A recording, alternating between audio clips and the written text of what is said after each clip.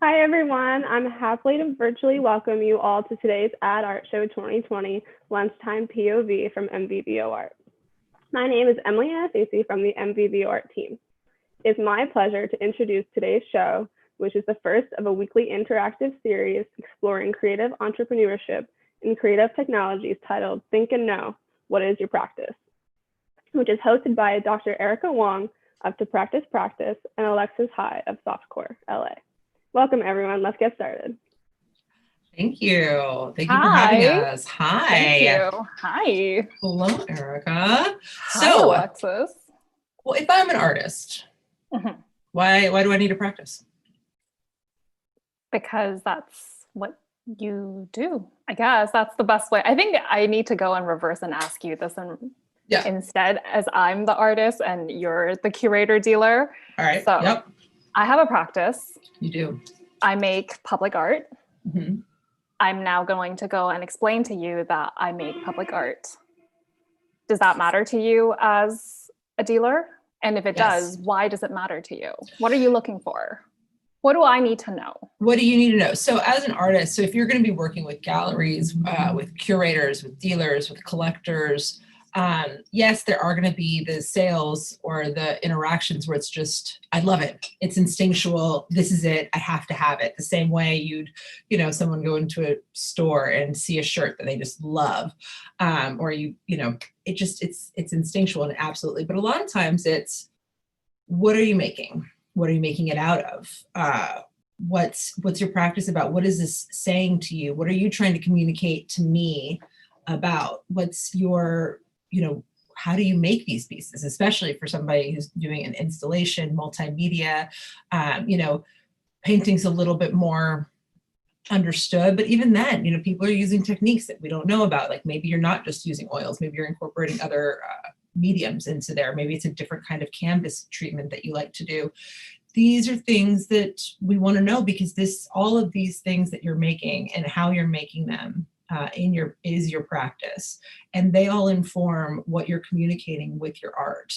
And as a curator, as a dealer, as a collector, as a gallery, I need that information to, interpret your work and to further my depth of understanding of your work, which can help me if I'm curating a show. It can help me if I'm trying to sell it to a collector. It can help me understand it if I am the collector and I can enjoy it in my home, in my space, in my office, when I'm, interacting with the piece, like the conversation that we have, personally that way. So my practice, installation, my medium is space. So as a collector, curator, dealer, is that enough if I just tell you that my medium is space? If you want to end it there, yeah, you can. That's your choice. But as a curator, I'd be like, great. And like, what does that mean to you? Why have you chosen space? Why is space inspiring to you? What have you discovered about space through your installations and through your practices that has furthered your curiosity, that's furthered your practice, that has taken you to places that you didn't know? What are the conversations you're having with space? And I'd want to know the answers to those questions. So what I'm hearing is that we can answer quite point blank. Mm-hmm. And at the same time, we need to be prepared to go and have quite in-depth answers as well, based on maybe what your interest is as a curator, based on what types of shows that you produce, based on who your clients are when you have your dealer hat on. Is that correct? Definitely. I would think that it's a couplefold. Like for instance, if I have my curator hat coming in, I'm either coming to you to learn about your practice for future shows unwritten, or maybe I have a specific show in mind. And so it's, is your work or what you've been working on lately or in the past in the studio, is that going to fit into the show? Or it's just for my own, file of knowledge of, okay, this is how Dr. Erika Wong works. This is the stuff, and I'm doing a show in the future. This is going to be a great fit. Oh, I have a client who's interested in space as well and installation art. This is going to be a good fit for them. So having that kind of information just in general for me as a collector dealer, all of our curator is great. But there will be different reasons someone's coming into your studio and having those conversations. And it might be pointed for one transaction, or it could be just general knowledge for a longer term, relationship. So I know what my practice is, but what happens if I don't know what my practice is? What if I'm still a student, or I'm actually just starting out and I'm very interested in the arts? I love making work. What do I do? Like, should I contact you as a curator and ask questions, or should I find out what my craft is or what my medium is? Like, how should I go about doing this? For me, in my experience, I would say you start with your foundation. You make the work. If you're not making the work, then you're not an artist. You make the work and you keep making it. And you make mistakes and you erase and you throw away and you find new mediums and you throw those mediums away, and you really get, to a place where you're doing it. And you talk to peers, you find other artists, you find other creatives that are in your, kind of your peer group, your colleagues. Talk to them about your practice. Find some strangers on the internet, get a TikTok, get an Instagram, talk to those people and see what they're talking about. You don't want to, just the same way as if you don't want to shoot your shot too early. You want to have a base, you want to have something to talk about, you want to sound like you know what you're talking about as well, because part of the relationship is absolutely your art. What are you creating? How is that going to be put out there? What are those conversations?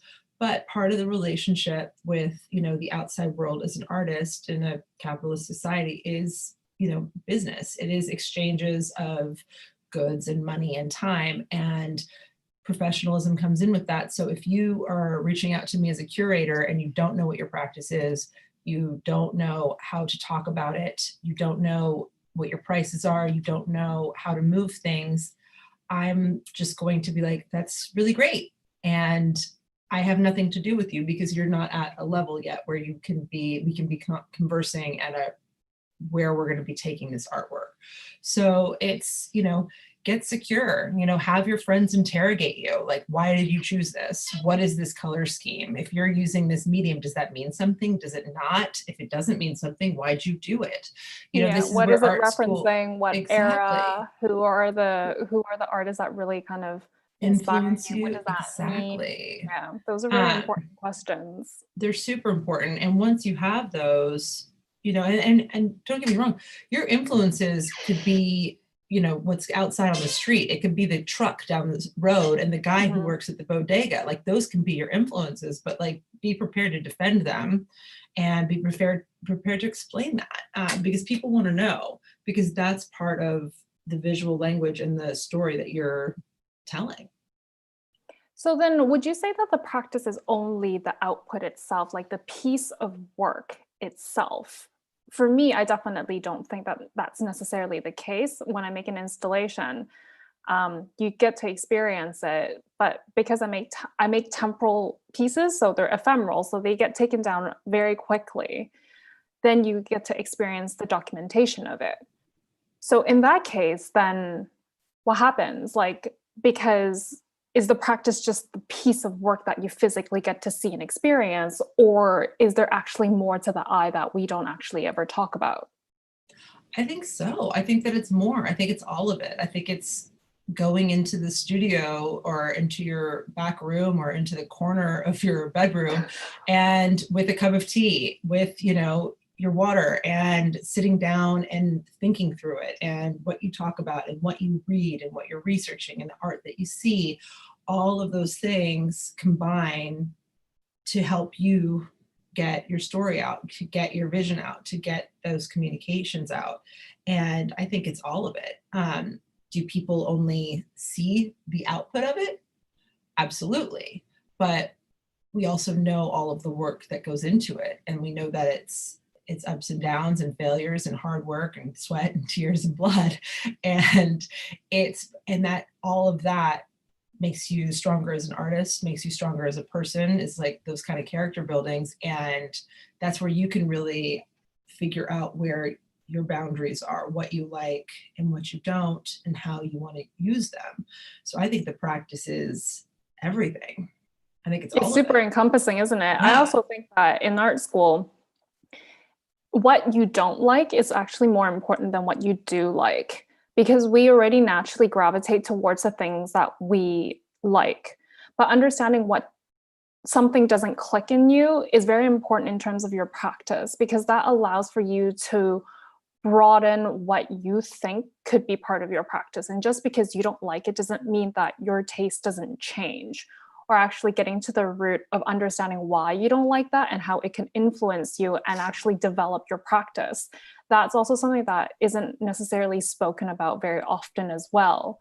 So something that I could probably say to a curator like you, I'd be like, oh, I used to be very uninterested in a specific subject. And now, because I've done the research for it, the super back end side of things, I now am very influenced by it, and my work goes towards that direction.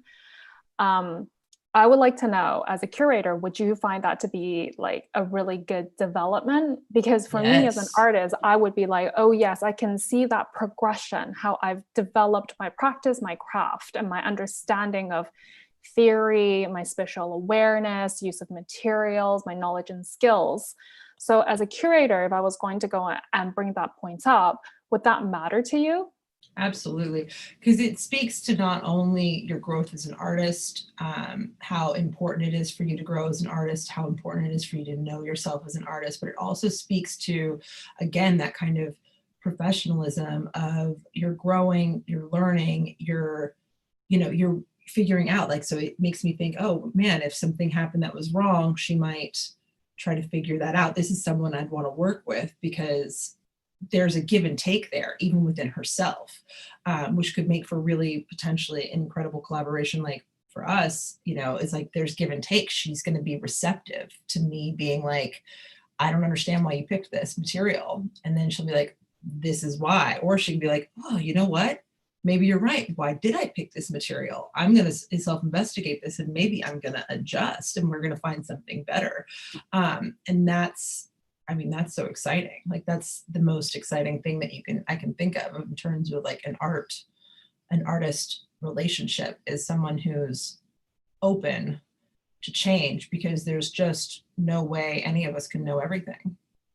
There's just too much. Really, the practice isn't just the one thing that you see. It's not the photograph, it's not the painting, it's not the piece of sculpture. It's actually very encompassing, it's very holistic. It's the research that you do, the readings that you go and look for articles. I guess that's also research.